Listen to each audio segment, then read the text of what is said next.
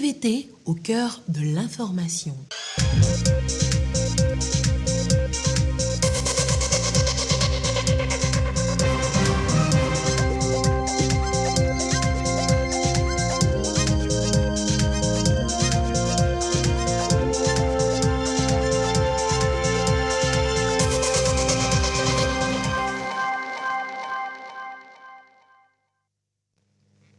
Il est l'heure du journal sur la télévision togolaise. Madame, Monsieur, bonsoir. Et voici les titres de cette édition.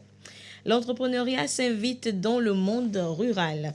Des femmes des plateaux sont initiées à l'entrepreneuriat pour leur permettre d'initier à leur tour des activités génératrices de revenus pour leur autonomie financière. Les détails à suivre dans ce journal. Et puis le Centre régional d'études et de formation en énergie renouvelable de Lomé s'ouvre aux journalistes ce jour. Ils serviront de relais auprès des jeunes appelés à se former dans ce nouveau secteur porteur.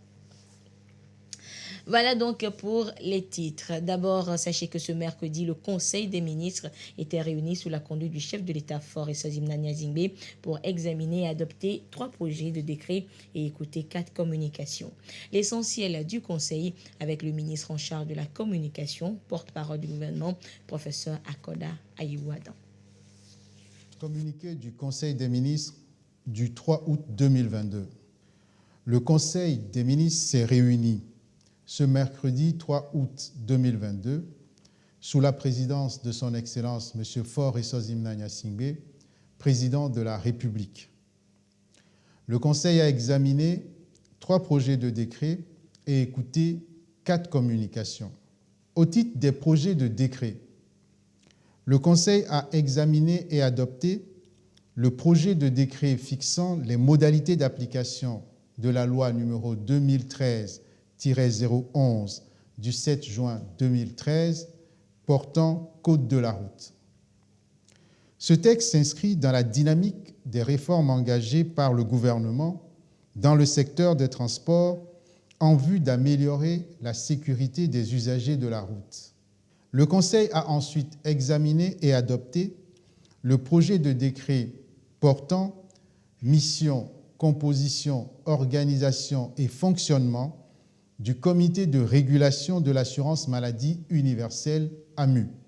Dans le cadre de la mise en œuvre de la feuille de route gouvernementale 2020-2025, plus précisément l'axe 1 relatif au renforcement de l'inclusion et l'harmonie sociale, le gouvernement a adopté la loi instituant l'assurance maladie universelle pour assurer une couverture santé universelle à toutes les couches de la population.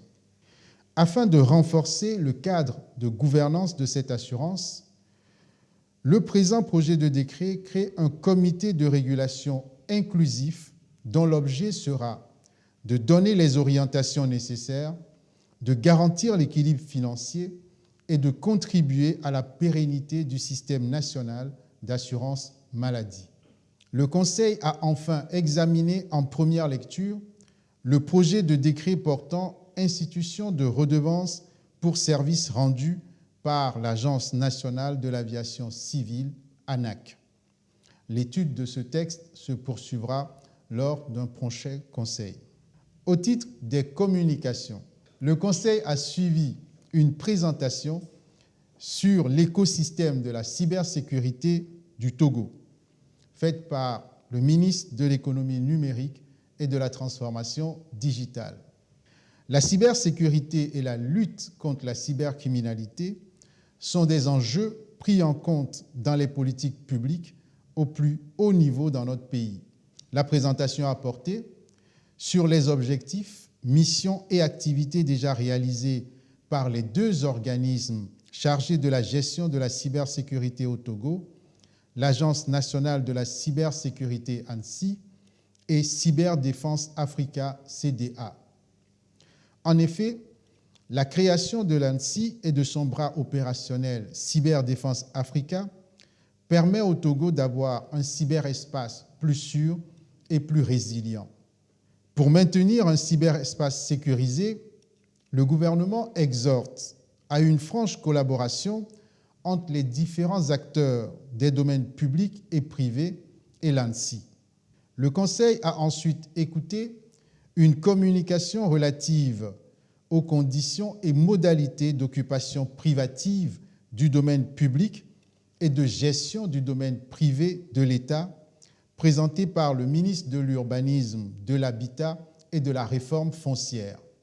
Afin de préciser les conditions et modalités d'occupation et de gestion des domaines de l'État, conformément à la loi relative au Code foncier et domanial, il est proposé de fixer les conditions et modalités d'occupation privative du domaine public et de gestion du domaine privé de l'État. La présente communication a permis de présenter au Conseil le cadre et la nécessité de mise de cette réglementation qui contribuera à une meilleure maîtrise de la problématique de gestion du patrimoine foncier national et de sa valorisation. Le Conseil a également écouté une communication relative à l'élaboration du document de la politique nationale de protection sociale, présenté par le ministre de la fonction publique, du travail et du dialogue social. Afin de renforcer le capital social et humain de notre pays, le gouvernement s'est engagé depuis plusieurs années à mettre au cœur de ses priorités l'inclusion et la protection sociale. Ainsi, plusieurs programmes ont été réalisés dans ce domaine, à savoir le renforcement de la protection sociale des travailleurs, l'institution de l'assurance maladie universelle, les différents programmes de transferts sociaux, et vise à permettre aux populations de faire face aux différents risques sociaux. La politique de protection sociale vise à assurer davantage de synergie et de complémentarité des actions et les porter à échelle. Le Conseil a enfin écouté une communication relative à l'organisation au Togo de la 72e session du Comité régional Afrique de l'Organisation mondiale de la santé, présentée par le ministre de la Santé, de l'Hygiène publique et de l'accès universel aux soins. Le Togo a été choisi pour accueillir la 72e session du Comité régional de l'OMS pour l'Afrique, qui se tiendra du 22 au 26 août. Cette désignation est une reconnaissance des efforts et avancées réalisés par notre pays sous le leadership du chef de l'État dans le domaine de la santé publique. Le Conseil a salué ce choix et encouragé tous les ministres à s'impliquer activement pour la réussite de cette réunion régionale. Fait à Lomé le 3 août 2022, le Conseil des ministres. Et au terme du conseil, le porte-parole du gouvernement a éclairé la lanterne des journalistes sur les différents sujets qui ont meublé le conseil. Il est revenu notamment sur les raisons de la modification de la loi sur le code de la route et les innovations apportées. Je vous en propose un extrait. Ici, nous parlons du code de la route notamment, et ceux qui sont concernés, c'est d'abord les conducteurs. Avec ce texte, les conditions de délivrance du permis de conduire ont été revues. Nos routes se sont améliorées significativement, les véhicules se sont modernisés également. Le texte primaire date de 2013, aujourd'hui on est en 2022, et il y avait une nécessité de revoir les conditions de passage de cet examen. Au-delà de ces conditions-là, l'état technique des véhicules également gagne à être vérifié parce que par endroit et par moment, il est possible de constater sur nos axes la circulation de véhicules qui ne devraient pas être sur les axes routiers et qui constituent autant d'éléments moteurs ou autant d'éléments causant des accidents. Donc avec ce texte, on a avancé d'un pas encore vers une sécurisation plus accrue du secteur des transports, une sécurisation des usagers de la route. Et vous aurez d'autres détails sur la modification de la loi sur le code de la route dans l'intégralité de la conférence de presse qui a suivi donc le compte-rendu du Conseil des ministres, et ce sera en fin d'édition. Les femmes rurales de Plateau Ouest se forment du côté de Calimé sur l'entrepreneuriat agricole. C'est une initiative du ministère de la Promotion de la Femme pour amener les participantes à cerner la question de l'entrepreneuriat et ceci en vue de les aider à initier elles-mêmes des activités génératrices de revenus. Le point dans ce reportage de Silver. On les retrouve dans tous les secteurs d'activité, mais elles sont beaucoup plus représentatives dans le secteur agricole. Dans ce secteur, les femmes occupent 52% de la population agricole. Et pourtant, ces femmes éprouvent d'énormes difficultés à réaliser leur plein potentiel. Pour les aider à relever ce défi, cette formation leur est donnée. Une formation en entrepreneuriat et sur les techniques de plaidoyer pour l'accès à la terre et au financement. Ceci pour bien produire et être beaucoup plus autonome. Comment aider les femmes à augmenter leur capacité de revenus à travers l'entrepreneuriat agricole. Et puis, on veut qu'elles améliorent le revenu pour assurer l'autonomisation de la femme, surtout l'autonomisation économique. Elle est très importante pour que les femmes togolaises se sentent, surtout les femmes qui sont dans les zones rurales, se sentent épanouies et pouvoir aussi subvenir aux besoins de la famille. La formation est initiée dans le contexte du projet PAFECT, projet d'autonomisation des femmes rurales. Elle concerne cette fois-ci les femmes rurales des groupements coopératifs des Plateaux Ouest. Une formation appuyée par le PNUD qui soutient le gouvernement dans ce sens afin de permettre aux femmes d'être plus épanouies.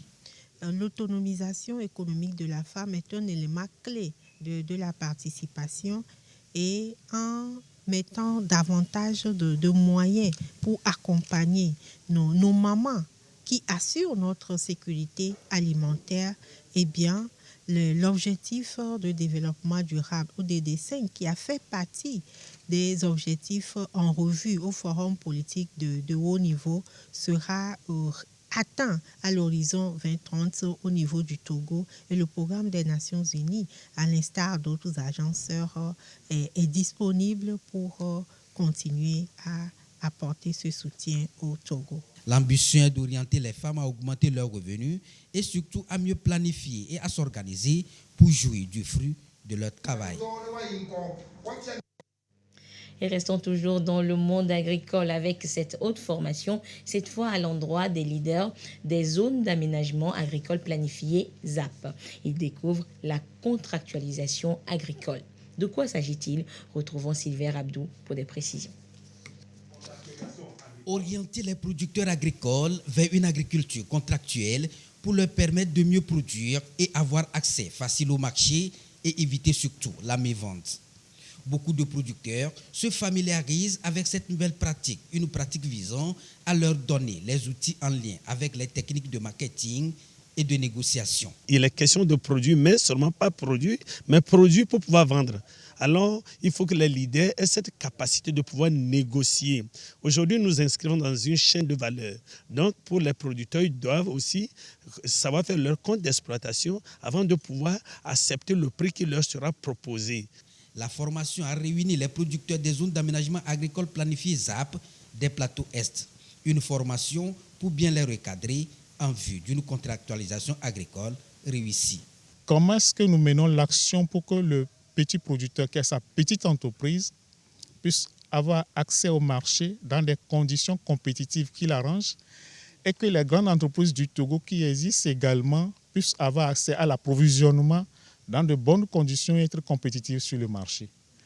Et donc, en cela, il y a besoin d'une confrontation pour que chacun, dans un système contractuel, puisse savoir je fais quoi et je gagne quoi pour qu'ensemble, on puisse avancer dans le développement de l'agriculture au Togo. L'ambition du gouvernement, c'est de faire des producteurs de vrais entrepreneurs, d'où l'appui financier de FNAFPP, Fonds national d'apprentissage, de formation et de perfectionnement professionnel. Un appui pour mieux répondre à la feuille de route 2020-2025 du gouvernement togolais. Le FNAFPP est toujours dans son rôle en finançant quand même cette session de formation pour pouvoir permettre à ces acteurs leaders des ZAP de pouvoir développer des activités créatives et productives. Après ce groupe, bien d'autres producteurs vont également bénéficier de cette formation étalée sur 8 jours, dont 4 jours pour chaque groupe.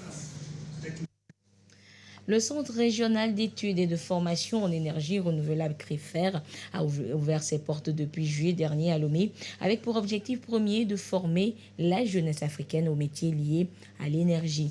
Et pour mieux toucher cette cible justement et atteindre l'objectif, les responsables du CREFER étaient face à la presse ce matin. Le compte rendu avec Carmen Madji Akapo. De la gestion de projets à la maintenance, de l'ingénierie d'exploitation à la vente, de nombreux professionnels sont recherchés aussi bien par les géants du secteur de l'énergie que par les PME ou centres de recherche. Au Togo, le Centre régional d'études et de formation en énergie renouvelable, CREFER, forme depuis 3 ans déjà aux métiers liés à l'énergie. CREFER aujourd'hui a sorti des jeunes qui vivaient dans le sous-emploi et qui ont gagné un métier concret autour des énergies. Du coup, quelqu'un qui met pied à CREFER, il sort avec un métier technicien bâtiment, technicien industriel, il sort avec un métier énergéticien qui va exercer le métier d'efficacité énergétique et il sort avec un métier technicien solaire où il peut installer des panneaux solaires, il peut faire l'audit, il peut faire l'expertise, il peut piloter des projets solaires. Nos étudiants sont plus formés sur le terrain que sur le banc. D'abord, ils font une formation théorique. Après, ils font ce qu'on appelle le TP. Et après, maintenant, à travers nos partenaires, on les envoie dans des entreprises pour un stage. Pour cette rentrée académique 2022-2023, le Centre régional d'études et de formation en énergie renouvelable compte aller vers des formations plus qualifiantes. Ceux qui sont venus ici à CREFER, ils ont une satisfaction, donc ils font la promotion autour d'eux pour amener ceux-là qui sont à la maison. Parce qu'aujourd'hui, on a des gens qui ont un diplôme, mais qui traînent à la maison parce que ce diplôme qu'ils ont ne permet pas d'exercer un métier concret ou bien n'est pas en adéquation avec le besoin du marché. À la rentrée, il y aura toujours le modulaire pour former des techniciens au métier d'énergie et le BT qui s'ouvre, le brevet de technicien, qui va permettre à ces étudiants de poursuivre niveau BTS, après licence et devenir des ingénieurs génie électrique. Depuis sa création en juillet 2019, le CREFER, Centre d'études et de formation en énergie renouvelable, a offert des formations modulaires à plus de 500 étudiants de plus de 10 pays d'Afrique francophone. Le 17 octobre prochain, il ouvrira ses portes aux étudiants désireux de se former au BT électronique, brevet de technicien en électronique. Le ministre de la Fonction publique, du Travail et du Dialogue social informe les candidats au concours national de recrutement d'enseignants de mathématiques, physique, chimie et sciences de la vie et de la terre, session du 6 août 2022, qu'ils peuvent consulter les listes dans les centres d'écrit de Lomé et de Kara, suivant ce tableau. Les régions de la Kara, niveau 1er, 2e cycle secondaire. Les matières mathématiques, physique, chimie, sciences de la vie et de la terre. Centre d'écrit CEG Kara Tomde. Golf, 1er cycle secondaire. Mathématiques SVT. Le centre d'écrit est le lycée de Tocoin 1. 1er cycle secondaire. 2e cycle secondaire, physique, chimie, mathématiques SVT. Physique, chimie, lycée de Tocoin 2. Et c'est un communiqué signé donc par le ministre en charge de la fonction publique, Gilbert Bawara. Hors du Togo, l'Union européenne devrait reprendre ses activités de recherche et de secours aux migrants en Méditerranée. Tel est l'appel lancé ce mercredi par les ONG débordées par l'arrivée massive de migrants ces dernières semaines. Des ONG opérant des bateaux de sauvetage en Méditerranée ont appelé mercredi l'Union européenne à reprendre ses activités de recherche et de secours pour les aider à répondre à l'afflux de migrants pendant l'été. SOS Méditerranée, Médecins sans frontières et Sea-Watch ont récupéré ces dernières semaines des milliers de personnes entassées à bord d'embarcations surchargées entre l'Afrique du Nord et l'Italie. Dans une déclaration commune, ces ONG demandent aux États membres de l'Union européenne la mise en place en Méditerranée centrale d'une flotte de recherche adéquate ainsi qu'une réponse rapide à tous les appels de détresse. L'Union européenne a mis fin à son opération controversée de lutte contre le trafic d'êtres humains en 2020, la remplaçant par l'opération Irini qui se concentre sur l'embargo des Nations Unies sur les armes à destination de la Libye. Le sauvetage des migrants a depuis été laissé à la discrétion des États, mais les ONG se plaignent que les pays ignorent les appels de détresse et travaillent avec les autorités libyennes pour y renvoyer les migrants. Et en Éthiopie, ce sont les États-Unis qui lancent un appel aux autorités d'Addis Abeba. Le gouvernement américain demande à l'Éthiopie de pourvoir le carburant nécessaire pour l'acheminement de l'aide alimentaire dans les zones où sévit la famine. Faute de carburant, plusieurs camions remplis de céréales attendent toujours de prendre la route. Regardez. Les États-Unis ont appelé l'Éthiopie à autoriser un accès illimité au carburant dans la région du Tigré afin que l'aide d'urgence puisse être distribuée dans les zones touchées par la pénurie alimentaire.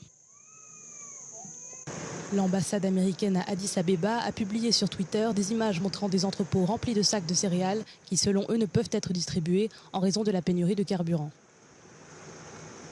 Toute cette nourriture d'urgence est prête à être distribuée par le Secours catholique aux Éthiopiens dans le besoin dans la région du Tigré. Mais les humanitaires attendent l'arrivée du carburant pour la transporter. Les humanitaires ont besoin d'un accès illimité au carburant, à de l'argent liquide et aux services publics pour acheminer l'aide aux personnes dans le besoin et continuer à sauver des vies, affirme la diplomatie américaine. Il y a quelques semaines, le gouvernement éthiopien avait déjà réfuté des accusations similaires, qualifiant la pénurie de carburant au Tigré de mythe.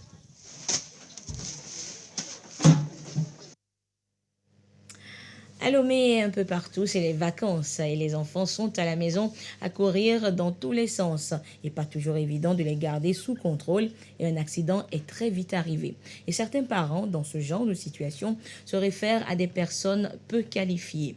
Que faire alors dans une pareille circonstance? Conseil pratique ce soir donc dans ce dossier de Marie-Ange Bida. Service chirurgie pédiatrique du CHU Campus de Lomé. Comme à l'accoutumée, professeur Akakpo Noumado et ses collaborateurs font la ronde. Leurs patients, ce sont ses enfants. Ils sont âgés de 0 à 15 ans. La plupart en attente d'être opérés. Certains souffrent d'infections osseuses, de malformations ou de fractures.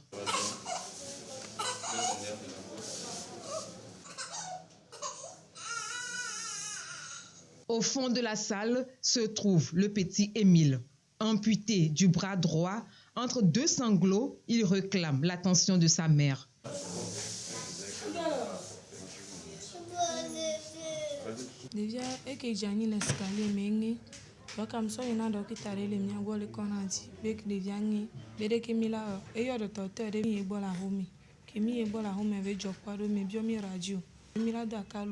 Lundi ou soit mardi.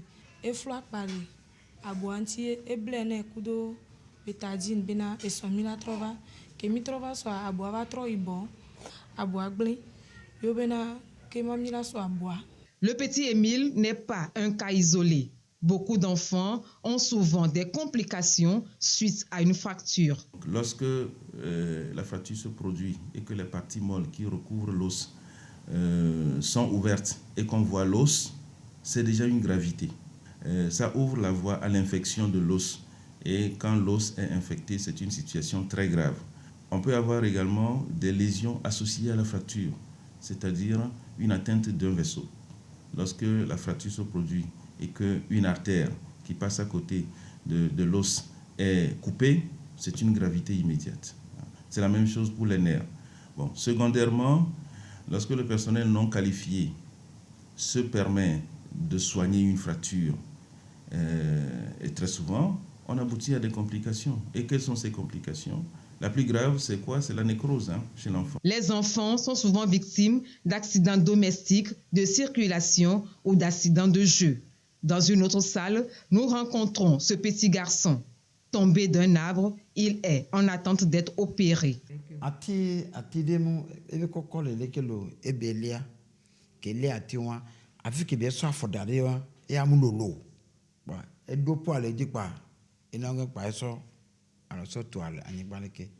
Ne evi owo elele do alo nye va konji enyowo be aye egbeto gbo de lawo elanyo de lawo manyo voilà trois problème non. Le service chirurgie pédiatrique est créé en 2015. Il prend en charge tout ce qui concerne la chirurgie générale chez l'enfant. Premier type de traitement, c'est le traitement orthopédique. C'est ça que nous faisons le plus souvent. Mettre le membre dans sa position anatomique et le maintenir dans cette position. Et pour cela, nous utilisons le plâtre. À part le traitement orthopédique, il y a le traitement que nous appelons traitement chirurgical. Le chirurgien est obligé d'aller ouvrir, écarter les muscles, etc. Arriver sur les fragments osseux, les remettre dans la position anatomique et les fixer.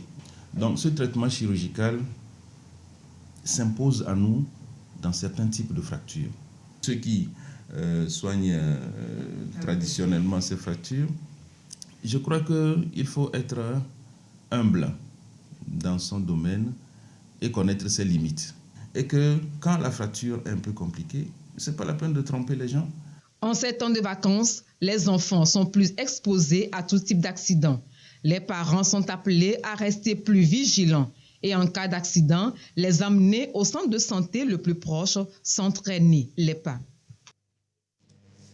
Merci Marie-Ange Bida donc pour ces conseils pratiques en cette période de vacances scolaires. Et santé toujours avec cette fois la situation de la pandémie au nouveau coronavirus Covid-19 au Togo à ce jour du mercredi 3 août 2022, le nombre de cas actifs s'élève à 38 145, 20 nouveaux cas enregistrés depuis hier. Le nombre de personnes guéries est de 37 674. Le nombre de cas actifs s'élève à 191 et le nombre de décès est de 280. Un communiqué signé par le ministre en charge de la Santé, professeur Moustapha Mejiawa. 13 films, dont 7 documentaires et 6 fictions, étaient en compétition hier mardi pour la prochaine édition du festival Clap Ivoire 2022. Une sélection nationale de courts-métrages togolais qui devra permettre au Togo d'être présent à Abidjan en septembre prochain et surtout de rafler des prix. Les précisions avec Tchazenam Baga. Que la lumière soit, de Lawani Ganiou Kassim. C'est le film qui va représenter le Togo dans la catégorie fiction lors de la phase finale du Festival international Clap Ivoire 2022 prévu du 5 au 9 septembre. Dans le genre documentaire, cette responsabilité revient au film Quand je serai grande de Etienne Edem. Les deux réalisations ont gagné leur billet pour la Côte d'Ivoire à l'issue de cette sélection nationale. Originalité du thème, pertinence de l'intrigue, qualité de l'image et du son sont les critères qui ont départagé les 13 films en compétition, dont 7 documentaires et 6 fictions. La thématique, c'est Afrique positive.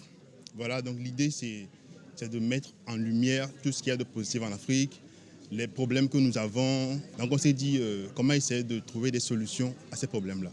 On ne va pas se dire, voilà, il n'y a pas de courant, c'est une fatalité, mais non, il y a des solutions qu'on peut trouver histoire d'aller de l'avant. J'ai toujours voulu faire un film pour montrer l'importance de la santé, surtout en milieu rural et concernant surtout les enfants.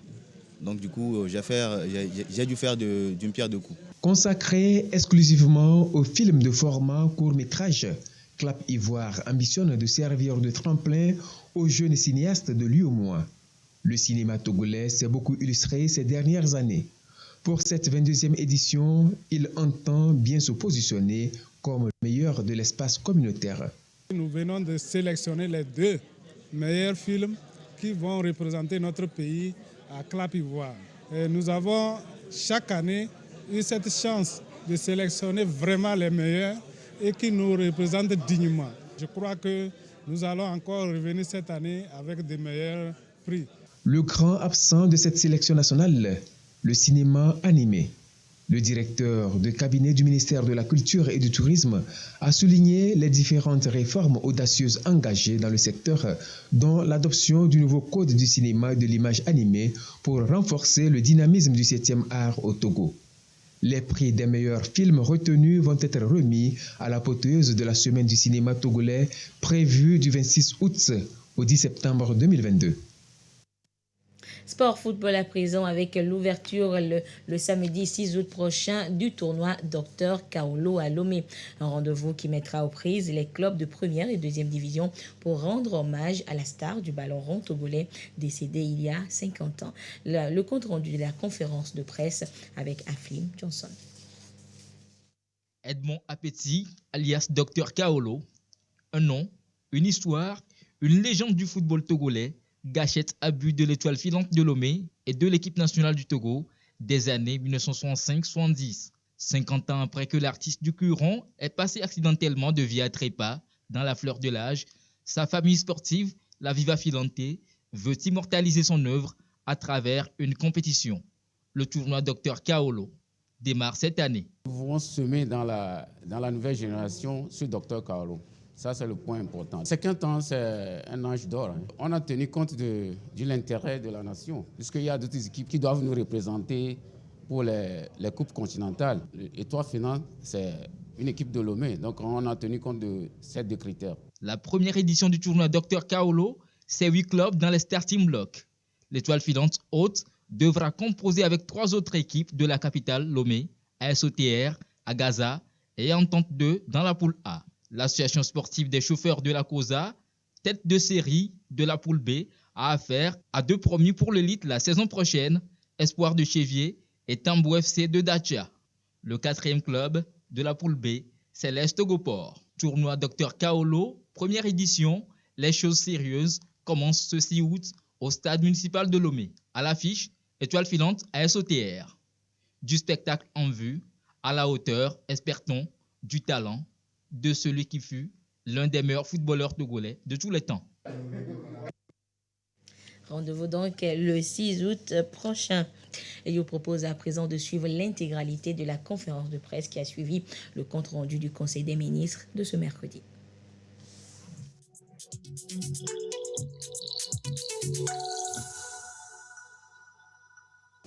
Je suis Germain Pouli, directeur de l'éducation du journal Togo Réveil.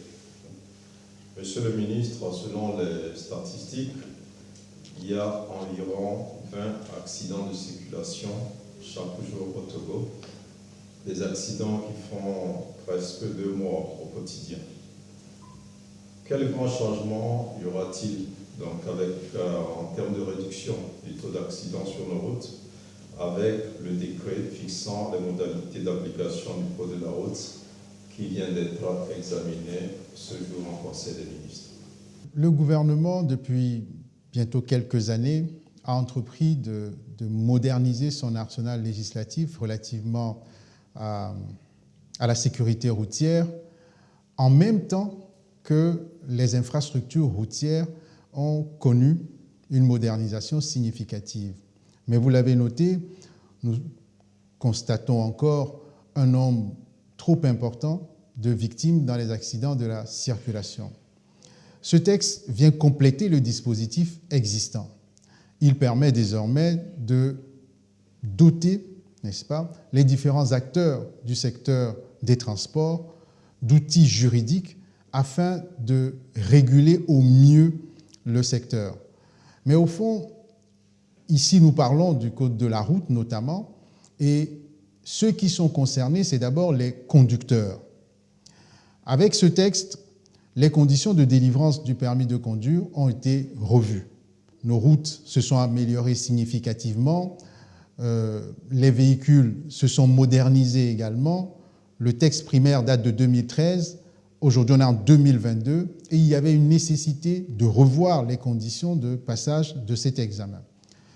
Au-delà de ces conditions-là, l'état technique des véhicules également gagne à être vérifié parce que par endroit et par moment, il est possible de constater sur nos axes la circulation de véhicules qui ne devraient pas être sur les axes routiers et qui constituent autant d'éléments moteurs ou autant d'éléments causant des accidents. Donc avec ce texte, on a avancé d'un pas encore vers une sécurisation plus accrue du secteur des transports, une sécurisation des usagers de la route. Je suis Abbas Issaka du journal Le Manial Librairie. Moi, je voulais savoir quelle est la composante de sensibilisation prévue par ce projet de décret. Alors, vous touchez du doigt un point très important en matière de sécurité routière. La sensibilisation est l'une des clés. Puisqu'on le sait, ce sont les comportements qui doivent changer pour que nous puissions obtenir un niveau de sécurité plus important dans notre pays. Donc la sensibilisation est un élément déterminant.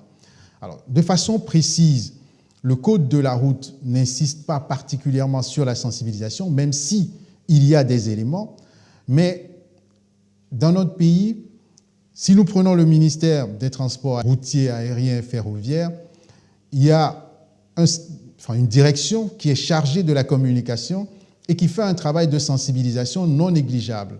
On a pu voir récemment, notamment pendant la période des fêtes traditionnelles, toute une action qui a été menée sur toute l'étendue du territoire et a eu son point d'orgue à Kara. En marge du travail effectué par le ministère, il a été mis sur pied un office national de la sécurité routière. Et cet office coordonne de façon globale les campagnes de sensibilisation sur la sécurité routière. Mais je le répète encore, quel que soit le niveau de sensibilisation que le gouvernement mettra en place, ce sont les comportements qui doivent changer sur les routes. Aujourd'hui, nous avons un cadre amélioré, un cadre rénové, mais tant que les uns et les autres ne changeront pas de comportement sur les routes, les surcharges, la conduite en état d'ivresse ou même à des vitesses excessives, tant que ces comportements ne changeront pas, les risques d'accidents seront accrus. Ce qui est certain, c'est que l'État continuera à mettre en œuvre tout ce qu'il faudra pour éviter ces accidents-là. Oui, c'est par rapport toujours à la sécurité routière. Les gens ont des permis de conduire et ils conduisent comme ils ont vendu leur vie. Donc, dans ces conditions, quelle sera la procédure ou le mécanisme prévu pour le retrait des permis de conduire en cas de violation répétitive du code de la route? Le décret précise les conditions de retrait du permis de conduire. On a un certain nombre d'infractions qui donneront lieu au retrait du permis de conduire. Les agents verbalisateurs seront formés ou recyclés pour ceux qu'ils sont déjà sur les nouvelles procédures. Lorsqu'une personne est en état d'infraction, en flagrance ou même constatée plus loin, l'agent verbalisera et procédera au retrait du permis s'il le faut. Et ensuite, dressera un procès verbal. Une fois que cela est réalisé, il y aura des voies de recours, bien entendu, pour contester la décision. Mais ce qui est clair aujourd'hui dans ce texte-là, c'est que le gouvernement va plus loin dans la sanction. Le retrait du permis, c'est entre 6 mois, peut aller jusqu'à 4 ans. Mais ce texte prévoit un retrait définitif du permis de conduire dans des situations particulières, parce qu'il est là aussi très clair que l'on ne peut pas continuer à laisser sur les axes de circulation des personnes, comme vous le dites, qui n'ont aucun égard pour les autres usagers de la route. Je suis Komla Gokache du Togo Presse. Monsieur le ministre, le Conseil vient d'examiner un projet de décret portant mission, composition, organisation et fonctionnement du comité de régulation de l'assurance maladie universelle. Quelle sera la mission de ce comité? Va-t-il fonctionner comme un conseil d'administration quand on sait déjà que la gestion est confiée à l'INAM? La gestion de l'assurance maladie est confiée à l'INAM, qui est définitivement un organe technique pour gérer. Mais l'assurance maladie est un sujet d'importance pour notre pays parce que l'assurance maladie universelle, notamment, participe du renforcement du capital humain. C'est un élément de protection sociale, mais en même temps, c'est un élément qui nécessite une participation accrue de l'État. L'objectif, c'est de donner des soins de qualité à nos concitoyens, notamment.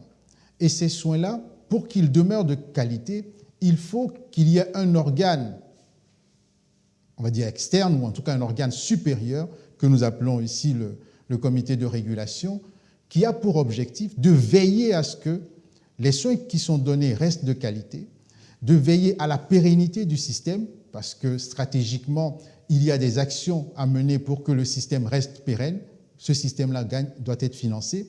Et s'il est financé, il faut trouver les ressources pour financer. Les dépenses doivent être maîtrisées, sinon il ne tiendra pas. Donc le comité de régulation fera ce travail-là, faire en sorte que les soins de qualité soient garantis, le système reste pérenne et fera un travail de suivi et de contrôle tout le long de l'existence, on va dire, de notre assurance maladie universelle. Donc on est ici plus face à un organe stratégique qui va accompagner les différents organes techniques. Je vais m'attarder sur l'assurance maladie universelle.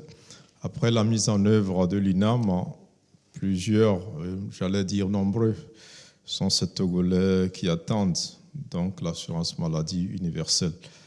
Qu'est-ce qui ralentit sa mise en œuvre effective? Y a-t-il encore des préalables? Je ne pense pas qu'il y ait un ralentissement. Je crois qu'il y a une véritable progression dans l'approche du gouvernement. L'assurance maladie universelle, en tout cas la loi l'instituant, date de 2021.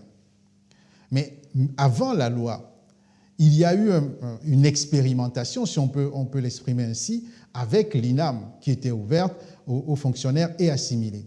Les expériences tirées de la gestion de l'INAM ont permis de consolider le travail à faire pour étendre l'assurance maladie à toutes les couches de notre population.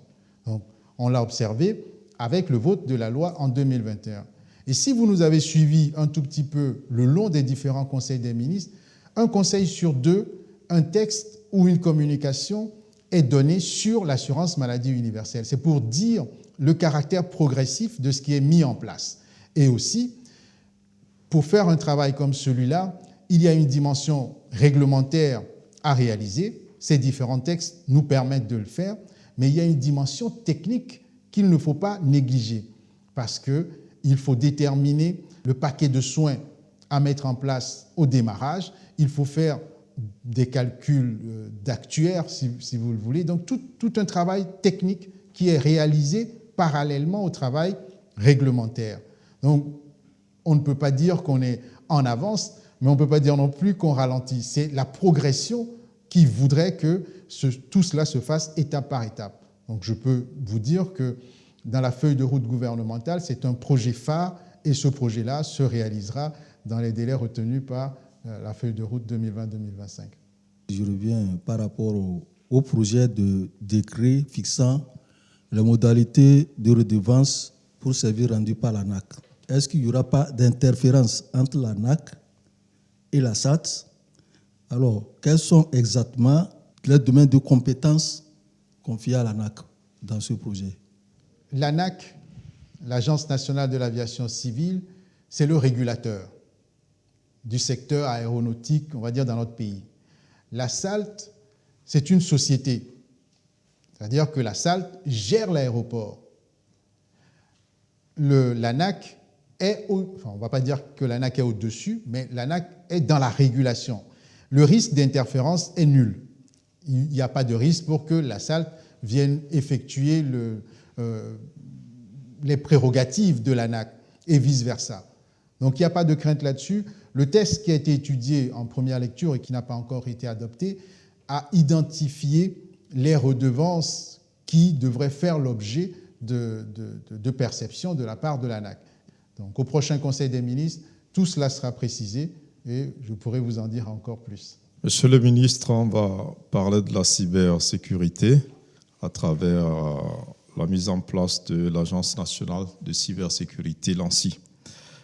Quelles sont les missions de cette agence-là et quelles ont été les activités de l'ANSSI depuis sa création?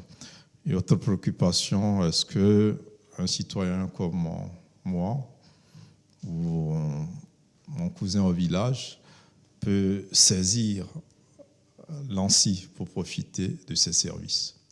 Le chef de l'État a mis un point d'honneur à développer une structure de cybersécurité dans notre pays. Et cette structure, c'est l'Agence nationale de cybersécurité qui fonctionne avec un bras opérationnel que l'on appelle Cyberdéfense Africa. Alors, les missions de l'ANSSI, de façon générale, consistent principalement à sécuriser ce qu'on appelle les opérateurs de services essentiels. Les banques, les hôpitaux, les télécoms. Donc, tous les opérateurs de services essentiels peuvent faire l'objet d'une sécurisation par l'ANSSI. L'ANSSI a également une mission préventive, c'est-à-dire qu'elle vérifie la vulnérabilité de nos systèmes d'information. Donc, autant elle peut être sur le curatif, une fois que l'attaque a lieu, l'ANSSI peut intervenir par le biais de son bras opérationnel, autant l'ANSSI est également sur le préventif pour éviter que nous ne subissions ces attaques-là. Au-delà de ces missions principales, il y a une mission de sensibilisation aussi qu'opère l'ANSSI, et une mission qui touche les plus jeunes, qui touche les services, les administrations, pour que tous nos concitoyens puissent développer des réflexes très simples dans le cyberespace. Donc, vraiment, de façon rapide, voilà les missions qu'on peut assigner à l'ANSSI. En termes d'activité, l'ANSSI a déjà procédé à différents audits sur nos systèmes d'information pour vérifier leur vulnérabilité. L'ANSSI est déjà intervenu dans différents services où on a fait appel à leurs services pour dénouer des situations complexes. En matière de hacking, par exemple, l'ANSSI peut intervenir. Sur des enquêtes policières, l'ANSSI est déjà intervenu. Donc, là aussi, des activités de terrain. Mais l'ANSSI développe aussi des activités de formation, puisque vous le savez, dans ce domaine-là, il y a un besoin de compétences particulières et ces compétences ne sont pas toujours disponibles. Donc l'ANSSI est également dans la formation et depuis quelque temps, l'ANSSI arrive à déployer son expertise à l'international pour faire rayonner tout simplement notre pays. Pour ce qui est de la possibilité de contacter l'ANSSI, évidemment, il y a une ligne qui est ouverte pour contacter l'ANSSI. Lorsque vous avez une difficulté, qui que vous soyez, à partir du moment où vous êtes sur le territoire togolais et que vous utilisez les réseaux togolais, vous pouvez contacter l'ANSSI pour demander leur concours afin de dénouer la difficulté à laquelle vous êtes confronté. Dans la deuxième communication relative aux conditions et modalités d'occupation primative du domaine public et de gestion du domaine privé de l'État, expliquez-nous concrètement ce qu'est un domaine public et un domaine privé de l'État. Évidemment, dans les deux cas, quelle serait la procédure? Le domaine public de l'État, on peut le dire très simplement, c'est le domaine inaliénable de l'État. Je vais revenir en détail. On a un domaine public maritime. Par exemple, notre État a une ouverture sur la mer. D'accord ? De la côte jusqu'à une certaine distance, on est sur le domaine public, cela appartient à l'État togolais. On a le domaine public fluvial, donc les fleuves qui traversent notre pays appartiennent à l'État, de même que les berges. Et on a aussi un domaine public, on va dire, artificiel. Donc en ce moment-là, on va toucher du doigt les biens meubles et les immeubles qui sont affectés à un service public ou qui ont une affectation publique, font partie du domaine public de l'État. Ces biens-là, l'État ne peut pas les céder. L'État ne peut pas les vendre directement. Il y a d'autres mécanismes pour les mettre en exploitation, mais on ne peut pas les vendre, sauf maintenant à les déclasser dans le domaine privé, ce qui m'amène maintenant à vous parler du domaine privé. Le domaine privé de l'État va regrouper en ce moment-là tous les biens meubles et immeubles qui peuvent faire l'objet de cession, c'est-à-dire qui obéissent à un régime de propriété en droit privé. C'est-à-dire si vous êtes propriétaire, par exemple, d'un terrain, d'accord, l'État aussi peut être propriétaire d'un terrain dans les mêmes règles et peut céder ce terrain-là. Alors que le domaine public ne peut pas être cédé directement, pour dire les choses vraiment rapidement. Et s'il y a un contentieux sur le domaine public, ce contentieux relève du droit administratif, mais si vous avez un contentieux sur le domaine privé de l'État, on est plutôt dans un contentieux de type judiciaire. Donc on est dans deux domaines où l'État peut agir, on va dire, de façon pure comme un État, et dans un second où l'État peut agir comme un citoyen ordinaire, sur ses biens, bien entendu.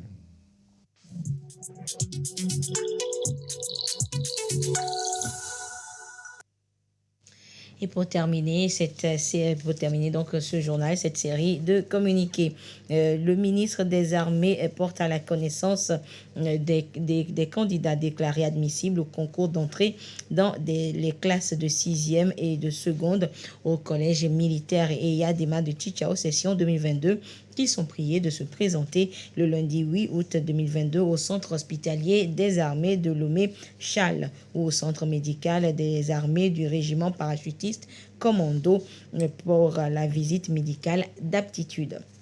La liste des candidats admissibles sera donc publiée dans le quotidien Togo Presse et sur le site web du ministère des Armées, le www.defense.gouv.tg. Tout candidat absent sera considéré comme démissionnaire. Et dans un autre communiqué, la ministre porte à la connaissance des candidats ayant déposé les dossiers pour le concours d'entrée à l'École nationale des sous-officiers de Témédia au titre de l'année 2022 que les épreuves écrites auront lieu le mardi 9 août 2022 à l'école du camp général Nyazingbe et Yadema et au lycée de Tokoin pour les candidats des régions maritimes et des plateaux et au lycée Kara 1 pour les candidats des régions centrales de la Kara et des savanes, suivant le programme ci-après. De 7h30 à 9h30 anglais, culture générale de 10h à 12h et de 13h à 15h, les candidats tableront sur l'épreuve du français. Les candidats devront donc se présenter à partir de 6h munis de leur pièce d'identité en cours de validité. La liste des candidats retenus sera publiée dans le quotidien Togo Presse et affichée dans les groupements de gendarmerie nationale, c'est-à-dire les différents lieux de dépôt de dossiers. Les candidats non retenus sont invités à se rendre dans les groupements de gendarmerie nationale pour le retrait de leur dossier. Compte tenu du contexte pandémique, le respect des mesures barrières contre la COVID-19 est de rigueur. Pour tout renseignement complémentaire, veuillez consulter le site web du ministère des Armées, c'est-à-dire, une fois encore, le www.defense.gouv.tg. Et ces deux communiqués sont signés par la ministre en charge, la ministre des Armées, et Simna Marguerite Nyakade. Et puis la direction générale de la compagnie énergie électrique du Togo CET informe son aimable clientèle qu'en raison des travaux sur les ouvrages électriques de la CEB, demain jeudi 4 août 2022, aux environs de 4h à 15h, la fourniture de l'énergie électrique est susceptible de connaître des perturbations dans les villes de Lomé, Thiévié et de l'intérieur du pays. La fourniture du courant électrique reprendra normalement dès la fin des travaux. Et la direction générale présente d'ores et déjà ses excuses à la clientèle et la remercie pour sa bonne compréhension. Et voilà, c'est sur cette série de communiqués donc que se referme cette édition. Merci de votre fidélité à la télévision togolaise. Excellente suite de nos programmes. Au revoir.